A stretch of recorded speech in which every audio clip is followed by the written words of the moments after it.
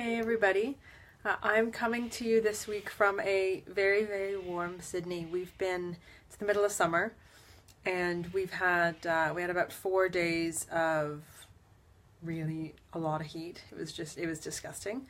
I hate air conditioning, and we've had it on. We had to shut it on last night because you're just lying perfectly still in the breeze and you're still really sweaty. It was nasty. But anyways, I just wanted to say a quick word about body image. So a couple of days ago on Monday, I put a post up, and it was a picture of me in a sports bra sitting on a beach, essentially saying, like, screw this. If I think that my body is okay as it is, then it's okay as it is.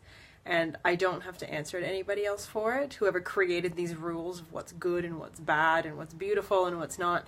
I'm reaching the point in my life where I'm sort of kind of done with that.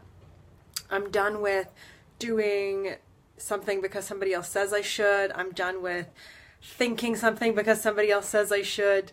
And part of that, I think, is just age. It's just sort of been a natural evolution of mine. And part of it is just, I'm just sick and tired of not feeling good in my skin. So I'm still very much on this journey of self-love, body acceptance, all of that. I've been on it for quite a few years. And I've realized recently that within myself, I'm very comfortable with my body.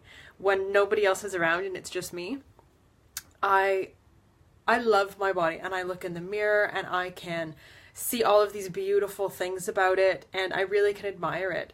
And that negative self-talk that I used to have very rarely sort of rears its ugly head anymore. I still get the occasional bit, but it now only lasts for a minute before I can sort of tone it down. But I know that that's not the case for everybody. I know that some of us are going to have a much harder time dealing with our body image than others. And it is a long road to go down. And it can be a really scary road, because when you're in that place of really loathing your body, you can't always see sort of the light at the end of the tunnel. You can't always see where you want to be. But there's a way to get there, and you don't have to do it alone.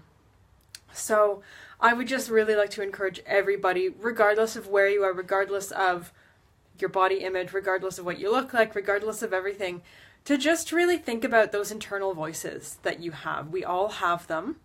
They may say things like, you're beautiful, you're sexy. They may say things like, you're ugly, you're fat, you're disgusting. And it's probably a bit of a combination of all of those, right? We always, there's always going to be something we don't like. There's always going to be something we really, really love. So just start really being aware of those voices. What is your internal self-talk like? Because the first step to changing anything is becoming aware of it. And once you're aware of those voices, then you can start really questioning them. Like, oh, I'm disgusting. Okay, well, says who? Why do you think that? Who has told you in this world that you are disgusting? And do you choose to give that person or those people your personal power, or do you choose to take it back and make that decision for yourself? Well, are you disgusting? Do you think you're disgusting? Maybe, maybe not. But you have to start becoming aware of it, and then slowly over time you can build up a resilience, and you can really get to the point where you're comfortable in your body. Now, for myself personally, because I've been doing this many, many years, I've been down this path. I mean, in my early 20s, I was like crying myself to sleep every night, thinking that I was fat and ugly and disgusting and nobody would want me. Like, this has been many years for me that I've been sort of managing this and learning about it. And like I said before, I'm at the point where in my own body, I'm really comfortable, really, really comfortable in my own skin. But I'm still working on being that way in front of other people. That's sort of my next hurdle that I'm coming to. So it's one thing for me to be at home and walking around in a sports bra.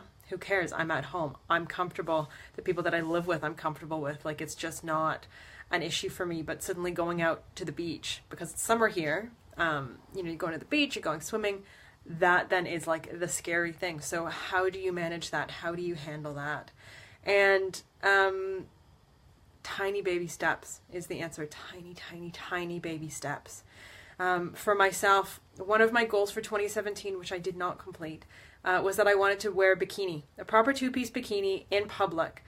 and I didn't do it. The end of 2017 came, and I don't know if I kind of chickened out or time just ran out. It didn't happen. So last weekend I went out and I bought this, and this is actually, you can maybe see, it is actually a proper bikini top.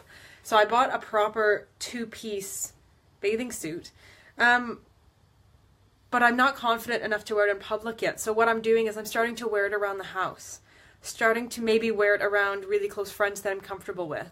And then eventually I'll get to the point where I'll just go to the beach and I'll be like, here I am. Because what I'm doing is building up a resilience so that I am validating myself. I am taking that power back to myself so that the opinions of others just don't hold any merit. They don't hold any weight.